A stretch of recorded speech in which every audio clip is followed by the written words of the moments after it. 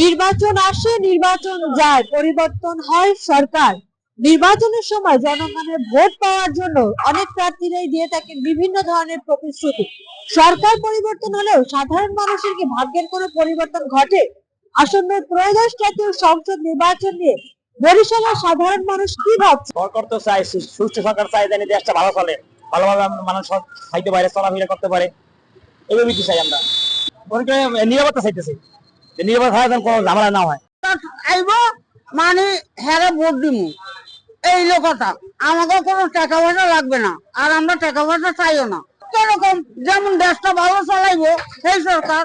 আমরা তো চাই যেন একটু কমলে ভালো, একটু কমলে ভালো, নাহলে আমরা গরিব মানুষ, দিন মজুরি কাম করে খাই, দুইটা ডিম বেচে ভাত খাই। আমাকে মনে করেন দুইটা পয়সা যদি একটু কমে এটা একটু ভালো।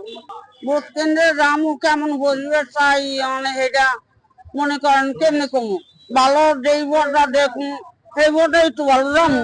আমরা ভালো সরকার চাই, যারা আমাদের গরিব দুঃখীদের দেখবে তাদেরকে চাই আমরা। না, বিগত সময় ভোট দিতে পারিনি, হয়েছে ভোট হয়ে গেছে, এখন তো আশা আছে পারবো। আমরা ভালো সরকার চাই, একটা যেন ভালো কাজ করে, সুর গরিবে দুটো ডাল ভাত খাইতে, আমরা এইটাই চাই, আর কিছু চাই না। ভালো সরকার চাই আমরা। ভোট নিয়ে একটু চিন্তিত আছি যে ভোটে আগামী যে যারা ছিল তারা তো দেখা গেছে আপনার রাস্তাঘাট একটু উন্নত করছে, কিন্তু মানুষ একটু হিমশিমের মধ্যে ছিল। সে যা বলছে সেটা অনেকটা সঠিক হয়েছে, অনেকটা সঠিক হয় নাই।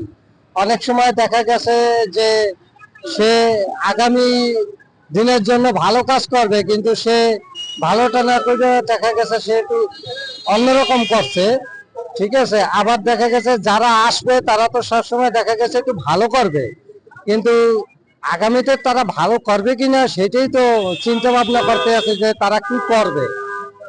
সাধারণ মানুষের প্রত্যাশা যে সরকারি ক্ষমতায় আসুক, সরকার যেন নিয়ন্ত্রণে রাখে দ্রব্যমূল্য, একই সাথে যেন তারা দিতে পারে সাধারণ মানুষের নিরাপত্তা। নিরাপত্তাহীনতায় বাঁচতে চায় না বরিশালের সাধারণ মানুষ। মাহফুজ নুসরাত, বাংলাদেশ বাণী, বরিশাল।